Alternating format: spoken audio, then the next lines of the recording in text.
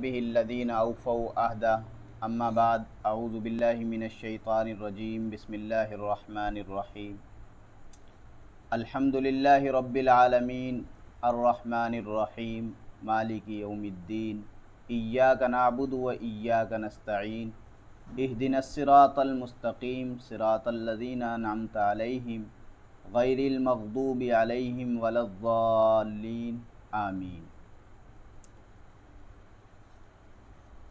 मोहतरम व मुकर्रम सामिईन हज़रात, गुज़िश्ता जुम्मतुल मुबारक के दर्स कुरान में हमने सूरतुल फ़ातिहा की 4 आयत तक का ज़िक्र किया था और उसका तर्जुमा और तशरीह बयान की थी। आज इंशाअल्लाह 5वीं और 6ठी और 7वीं 3 आयतों का इंशाअल्लाह बयान होगा। गुज़िश्ता जो आयतें थी उसका मुख्तसरन ख़ुलासा ये था कि सूरह फ़ातिहा के शुरू में अल्लाह रब्बुल आलमीन ने हमें सिखाया कि हम अल्लाह की तारीफ़ बयान करें, क्योंकि सूरतुल फ़ातिहा अल्लाह से मांगना है, सूरतुल मसला भी इसे कहते हैं।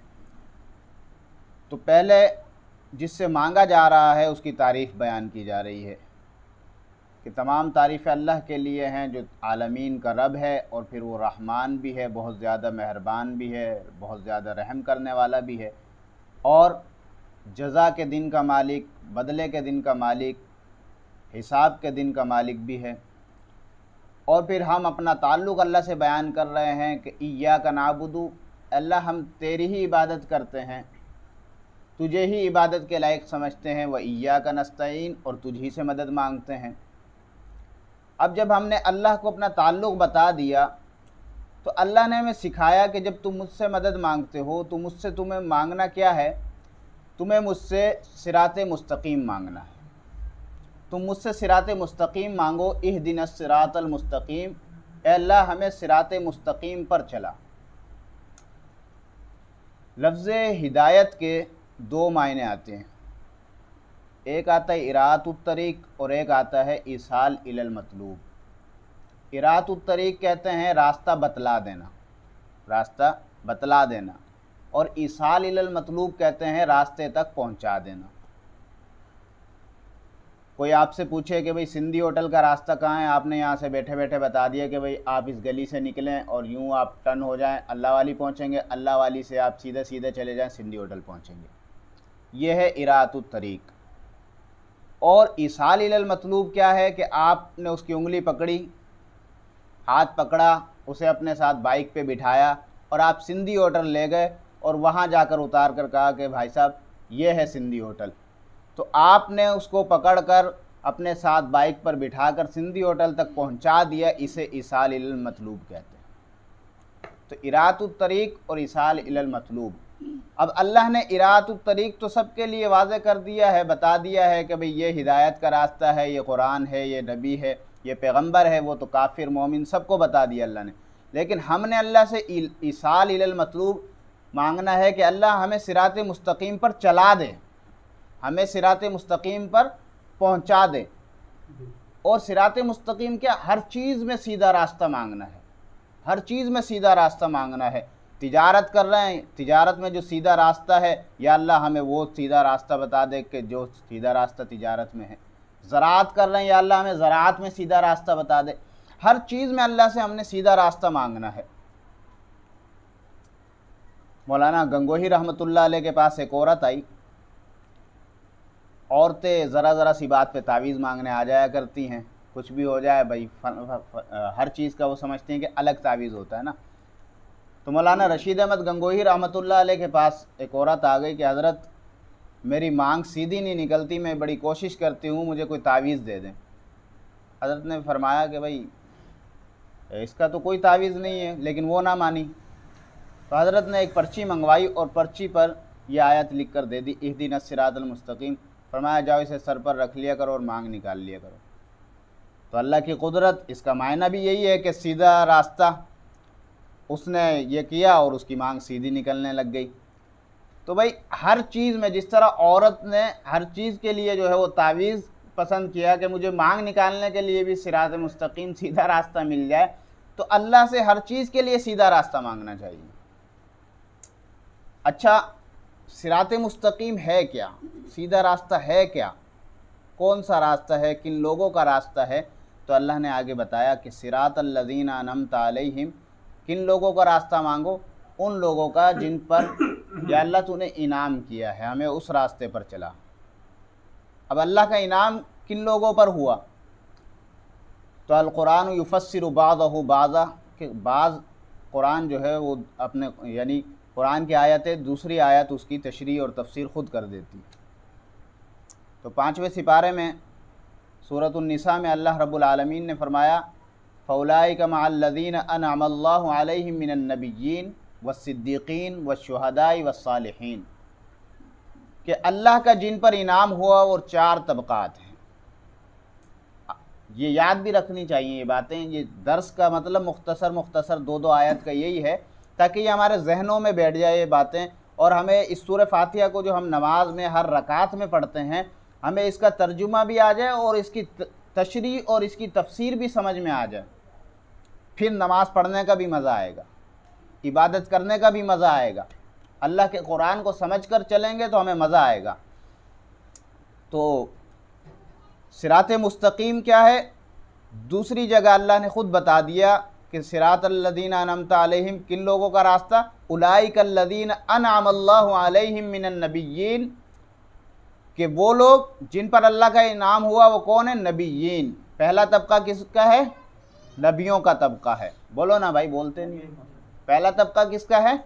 नबियों का है। दूसरा तबका सिद्दीकीन का है, और तीसरा तबका शुहदा का है, चौथा तबका सालिहीन का है। नबियों पर अल्लाह का इनाम क्या है? कि नबुव्वत मनसब ही ऐसा है जो अल्लाह की अता से हासिल होता है, रियाजत, मुजाहिदे और किसी भी इबादत से हासिल नहीं होता। अल्लाह जिसको चाहें, अल्लाहु यज्तबी मिन रुसुलिही मन यशा, अल्लाह जिसे चाहते अपने बंदों में से मुंतखब करके उसके सर पर ताज नबुव्वत सजा देते हैं।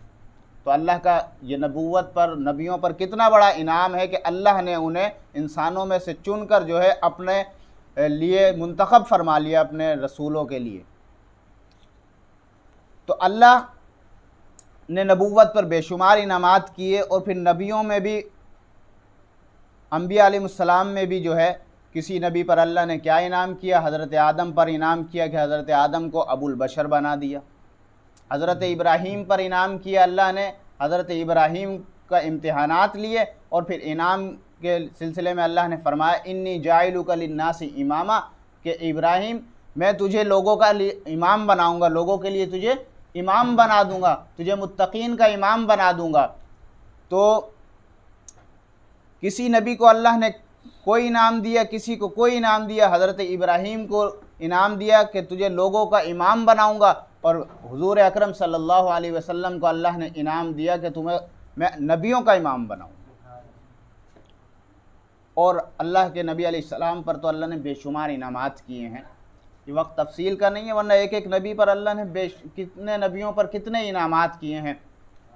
अच्छा, नबुव्वत के बाद दूसरा दर्जा है सिद्दीकीन का। सिद्दीक किसे कहते हैं? कि जो नबी की तस्दीक करता है, जो नबी की तस्दीक करता है उसे सिद्दीक कहते हैं। तो सिद्दीक नबी भी होता है। हज़रत आदम अलैहिस्सलाम के बाद हज़रत ईसा अलैहिस्सलाम तक हर नबी मुबश्शिर भी है और सिद्दीक भी है, इसलिए कि हर नबी जो आता है वो अपने से बाद वाले के लिए मुबश्शिर होता है, खुशखबरी देता है, और अपने से पहले वाले के लिए सिद्दीक होता है, उसकी तस्दीक करता है।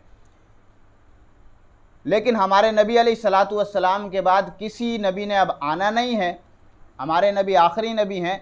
तो अल्लाह ने क़यामत तक के लिए नबी अलैहिस्सलाम की तस्दीक के लिए जिसको सिद्दीक बनाया उसे सिद्दीक अकबर कहते हैं, उसे अबू बकर सिद्दीक कहते हैं। तो अल्लाह ने सिद्दीक अकबर पर भी बेशुमार इनामात किए कि अल्लाह ने नबियों के बाद सबसे बड़ा दर्जा सिद्दीक अकबर को दे दिया। अल्लाह के नबी अलैहिस्सलाम के बाद अगर किसी का कायनात में दर्जा है तो अफ़ज़लुल बशर बादल अंबिया बित्तहक़ीक़ अबी बकर सिद्दीक रज़ियल्लाहु ताला अन्हु, कि सबसे बड़ा दर्जा कायनात में अगर अंबिया के बाद किसी का है तो वो सिद्दीक अकबर का है। बेशुमार अल्लाह ने इनामात किए। अल्लाह के नबी अलैहिस्सलाम ने फरमाया इन्नल्लाह यतजल्ला लिन्नासि आम्मा वली अबी बकरिन खासा, कि अल्लाह की जो है क़यामत के दिन तमाम लोगों के लिए आम तजल्ली होगी, लेकिन अबू बकर के लिए ख़ास तजल्ली होगी। तीसरा तबका शुहदा का है। शुहदा पर अल्लाह ने बेशुमार इनामात किए। शहीद पर सबसे पहला इनाम तो अल्लाह ने ये किया कि शहीद के खून का कतरा जैसे ही ज़मीन पर गिरता है, अल्लाह शहीद के तमाम गुनाहों को माफ़ फरमा देते हैं सिवाय कर्ज़ के। कितना बड़ा इनाम है। फिर शहीद पर यह इनाम किया कि शहीद अपने ख़ानदान वालों में से 70 अफराद को जन्नत में लेकर जाएगा उनकी सिफारिश करके। हाफिज़ 10 आदमियों को लेकर जाएगा, आलिम भी 70 को लेकर जाएगा, और शहीद भी जो है वो 70 को लेकर जाएगा। अच्छा, शहीद भी फिर बेशुमार है, अल्लाह ने हर एक पर इनाम किया है। हज़रत हमज़ा पर इनाम किया कि उन्हें सैयदुश्शुहदा बना दिया, शहीदों का सरदार बना दिया। हज़रत उमर रज़ी अल्लाह ताला अन्हु भी शहीद हैं, जिनका यौम शहादत यकम मुहर्रमुल हराम को है। उन पर भी अल्लाह ने बेशुमार इनामात किए।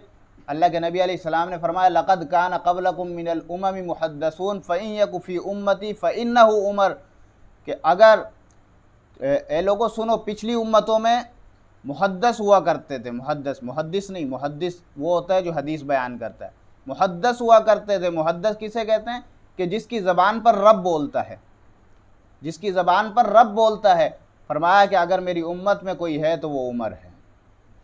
यहाँ उमर ज़मीन पर बोलता है, वहाँ अल्लाह कुरान बनाकर अर्श बरीन पर जो है कुरान बना देता है। हज़रत उमर रज़ी अल्लाह ताला अन्हो की मुआफ़क़त में 27 आयात कुरान मजीद में अल्लाह ने नाजिल फरमाई हैं।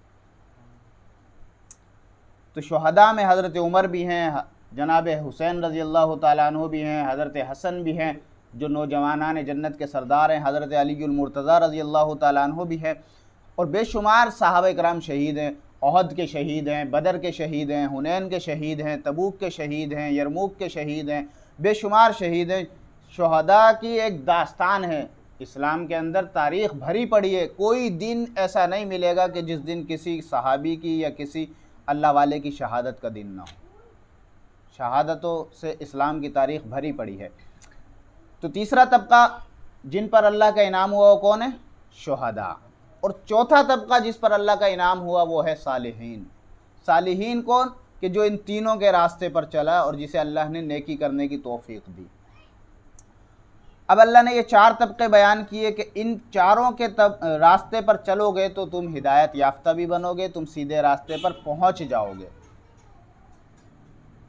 अब बाज़ लोग जो कह देते हैं कि जी हमारे लिए कुरान ही काफ़ी है, और वो जो है मिर्ज़ा इंजीनियर जैसों की बातों में आ जाते हैं और गामदी जैसों की बातों में आ जाते हैं, और उर्दू की किताबें पढ़कर जो है हदीस के उर्दू तर्जुमे ले लेते हैं या कुरान के उर्दू तर्जुमे लेकर जो है वो बैठ जाते हैं और अपनी तरफ से बस वो मनमानी तशरीह करके गुमराह हो जाते हैं और कहते हैं कि जी बस हमारे लिए तो ये तर्जुमा वगैरह है ना, हमारे लिए काफ़ी है। तो अल्लाह ने बता दिया कि नहीं, सिर्फ़ किताब काफ़ी नहीं होती, रिजाल भी होते हैं। अल्लाह ने जब भी किताबुल्लाह भेजी है ना, किताब कोई नाजिल की है, उसके साथ कोई पैगंबर भेजा है। ऐसा तो हुआ है कि अल्लाह ने पैगंबर भेजा हो, किताब ना भेजी हो, लेकिन ऐसा कभी ना हुआ कि अल्लाह ने किताब नाजिल की हो लेकिन पैगंबर ना भेजा हो। इसलिए कि किताब के साथ साथ, किताबुल्लाह के साथ रिजालुल्लाह का सिलसिला ज़रूरी है। अल्लाह वालों की सोबत के बग़ैर कोई चीज़ हासिल नहीं होती। अब देखो डॉक्टरी की किताबें बाज़ार में कितनी मिलती हैं। कोई शख्स किताबें उठाकर लिया है और पढ़ना शुरू करे तो क्या वो डॉक्टर बन जाएगा? कभी भी नहीं बन सकता। खाने पकवान की कितनी किताबें मिल जाती हैं, लेकिन वो बेहतरीन कुक कभी भी नहीं बन सकता। तुम घर पे बैठ जाओ, अम्मा को देखते रहो, रोटियां पकाना सीख लो, नहीं सीख सकते। लेकिन वो जो तुम्हारी छोटी बहन होगी वो कुछ अरसे के बाद सीख जाएगी। क्यों? क्योंकि उसने अम्मा की शागिर्दी इख्तियार की है। तो किसी भी चीज़ को सीखने के लिए, समझने के लिए किसी की शागिर्दी इख्तियार करनी पड़ती है, किसी की इत्तिबा करनी पड़ती है। और इस सूरह फातिहा में अल्लाह ने ये 2 चीज़ें बड़ी वाज़ेह फरमाई, एक तो तौहीद और दूसरी तक़लीद। इय्याका नअबुदु व इय्याका नस्तईन, ये अल्लाह की तौहीद है। और आगे सिरातल लज़ीना अनअमता अलैहिम, यहाँ से तक़लीद साबित हो रही है। तकलीद यहाँ से साबित हो रही है सूरह फातिहा से कि भाई हमें, या अल्लाह हमें उन लोगों के रास्ते पर चला। तो सालिहीन कौन हैं? कि इमाम आज़म अबू हनीफ़ा रहमतुल्लाह अलैह हैं, इमाम शाफ़ी हैं, इमाम अहमद बिन हम्बल हैं, इमाम मालिक हैं, और दीगर ताबीईन, मुज्तहिदीन और नेक लोग, अल्लाह वाले, औलिया अल्लाह, ये सालिहीन हैं। तो सालिहीन के रास्ते पर चलेंगे तो हम सिरात मुस्तकीम पर यानी सीधे रास्ते पर पहुंच सकेंगे, जन्नत के रास्ते पर पहुंच सकेंगे। तो इसमें बुनियादी दो मौजू बड़े अहम हैं सूरह फातिहा में, एक तौहीद का और दूसरा तकलीद का।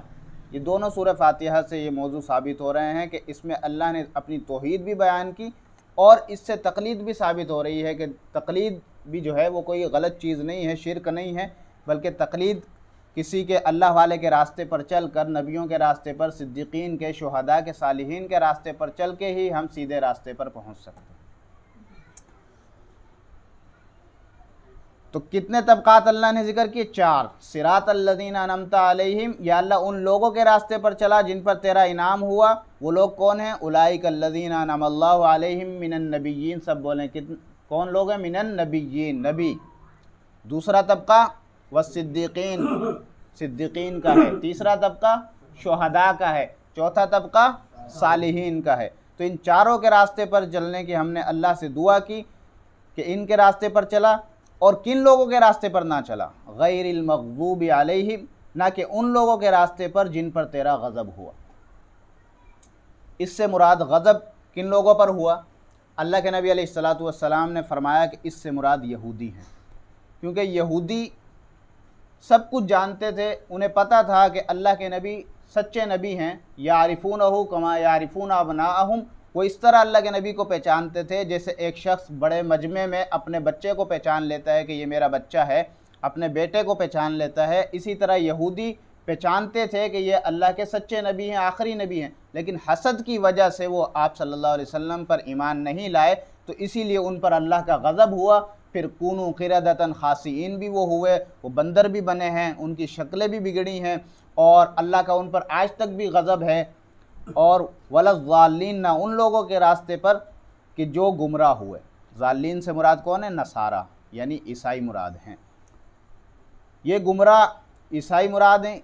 उस ज़माने में यहूदियों के पास इल्म था, यहूदियों के बड़े बड़े राहिब थे, आलिम थे, तौरात और ज़बूर के हाफिज़ मौजूद थे। लेकिन ईसाई जो है वो ज़्यादातर वहाँ के मदीने में जो थे वो इतने आलिम और पढ़े लिखे नहीं थे, इसलिए वो गैर इल्म की बुनियाद पर गुमराह हुए, और वो जानते बूझते हुए गुमराह हुए, इसीलिए अल्लाह का उन पर गज़ब हुआ। और ज़ालिन से मुराद नसारा हैं। और आजकल के भी वो गुमराह लोग कि जो लोगों को गुमराह करते हैं उल्टे सीधे दलाइल देकर, और लोगों को जो है ऐसे ऐसे मसाइल में उलझा कर, अल्लाह वालों से दूर करके, उलमा से दूर करके लोगों को गुमराह करते हैं। तो हमें ऐसे लोगों के रास्ते पर भी अल्लाह चलने से बचाए, हमें नेक लोगों के रास्ते पर अल्लाह चलाए, उलमा के रास्ते पर अल्लाह चलाए, उलमाए हक़ के रास्ते पर अल्लाह चलाए, उलमाए सू से बचाए। वलज़ालिन से मुराद उलमाए सू भी हैं। तो अल्लाह हमें नेक लोगों के रास्ते पर चलाए, ना कि गुमराहों और उनके रास्ते पर जिन पर अल्लाह का गज़ब हुआ। अच्छा, इस सूरत के आखिर में आमीन कहते हैं, सब कह दो आमीन। अल्लाह के नबी सल्लल्लाहु अलैहि वसल्लम ने फरमाया कि उम्मत मुहम्मदिया की खुसूसियात में से एक खुसूसियत ये आमीन भी है जो अल्लाह ने इस उम्मत को अता फरमाई है। इस पर भी यहूदियों को हमसे हसद है कि यह आमीन उम्मत मुहम्मदिया के हिस्से में क्यों आई। अब आमीन ये भी एक बड़ा मसला है कि बाज़ लोग नमाज में भी आमीन कहते हैं तो बड़ी ज़ोर से कहते हैं, और बाज़ लोग आहिस्ता कहते हैं। और आमीन के मामले में इमाम शाफ़ई रहमतुल्लाह अलैह का मसलक ये है कि ज़ोर से कहना चाहिए। अहनाफ यानी इमाम आज़म अबू हनीफ़ा का मसलक ये है कि आमीन आहिस्ता कहना चाहिए। इमाम शाफ़ी रहमतुल्लाह अलैह के पास भी दलाइल हैं, इमाम अबू हनीफ़ा रहमतुल्लाह अलैह के पास भी दलाइल हैं। तो ये कोई ऐसा मसला नहीं है, फ़ुरूई मसला है। जो ज़ोर से आमीन कहता है ठीक है, वो कहता है, और जो आहिस्ता कहता है भाई वो भी ठीक है, उसकी भी नमाज हो जाती है। जो ज़ोर से कहता है उसकी भी हो जाती। ये कोई लड़ने झगड़ने वाली बातें नहीं होती, ये ज़रा सी बातें। हिंदुस्तान का ज़माना था जब पाकिस्तान बना नहीं था, तो अंग्रेज़ की हुकूमत हुआ करती थी। तो मस्जिद में कुछ लोगों ने ज़ोर से आमीन कहा, अब वहाँ डंडे चल गए, झगड़ा हो गया, तो ये मामला चला गया अंग्रेज़ की अदालत में। अंग्रेज़ ने कहा कि भाई मैं तो इस्लाम के बारे में जानता नहीं हूँ, पहले तो मैं रिसर्च करूँगा इस्लाम के बारे में और इस मसले के बारे में, फिर मैं कोई फ़ैसला सुनाऊँगा। लिहाजा कोई हफ़्ते 2 हफ़्ते का टाइम लिया उसने और इस्लाम पर रिसर्च की, इस मसले पर रिसर्च की। तो जब अदालत का पेशी का वक्त आया दोनों फ़रीक़ैन का, उसने कहा कि भाई मैंने इस्लाम का मुताला किया है, मुझे इस्लाम में आमीन बिल जहर भी मिला है, आमीन भी सिर भी मिला है, लेकिन आमीन भी शर नहीं मिला कि जिस पर तुम्हारा झगड़ा हो गया ऐसा आमीन मुझे नहीं मिला।